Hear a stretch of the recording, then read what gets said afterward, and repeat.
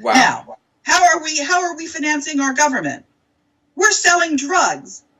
We're selling the drugs that we grow in Afghanistan. We never had any poppies there until the war in Afghanistan. You think with all the satellites flying over, they couldn't see where the poppy fields are? No, that's how we earn our money.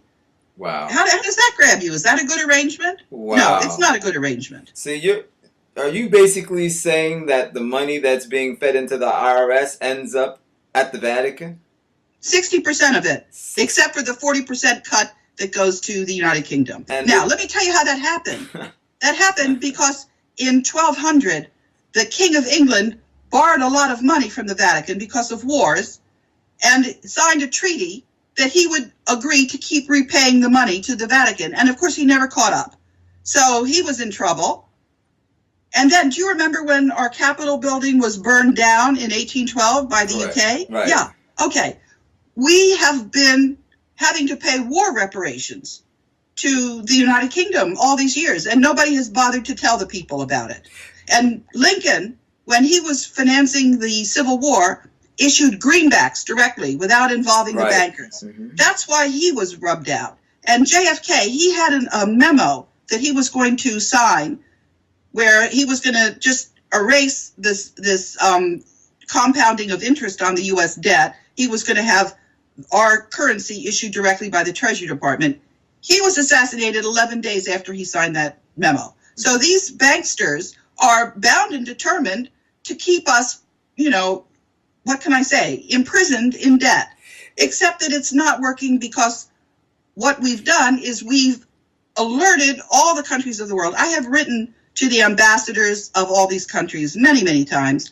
I've written to, in Washington and in New York, I wrote them a letter a couple of months ago where I was telling them about the fact that their ambassadors were all being blackmailed when they tried to fire Paul Wolfowitz. So the whole world is laughing at the fact that the American public is totally in the dark and duped by their media that refuse to tell them what's really happening. Now, I certainly want you to elaborate a little bit more on a specific point that you just made, and I took you back to it a second ago, and that's the fact that our tax dollars, you're saying 60% of our tax dollars get cut to the Vatican and the Jesuits. And I think for a lot of people out there, that's a pretty astounding revelation, because, you think of the Jesuits, we have Pope Francis now, whom our president praises, and he's the very first Jesuit pope. And some people, when they think of the Jesuits, they think of an order of meek and humble men and all of these things. Why would the Vatican and the Jesuits be, caught up in such a stink like this? What in your perception, and what is their worldview? Are they a bunch of megalomaniacs? Are they just trying to amass a stupendous amount of wealth? What do you perceive in this whole situation for the Jesuits in the Vatican?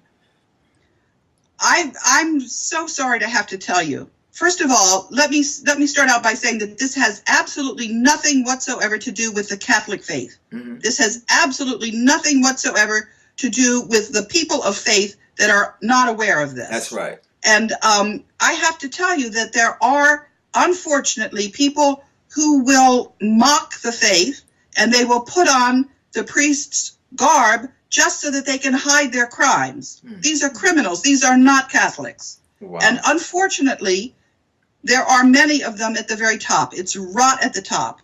Wow. And that's the way it is, and it's been documented. And I've been working with people who have documented this. It's been going on for a very, very long time. You can read what our founding fathers had to say about the Jesuits. After Lincoln was assassinated, the Jesuits were not allowed certain things, certain privileges in the United States. And that ban on the Jesuits was lifted by Ronald Reagan, unfortunately.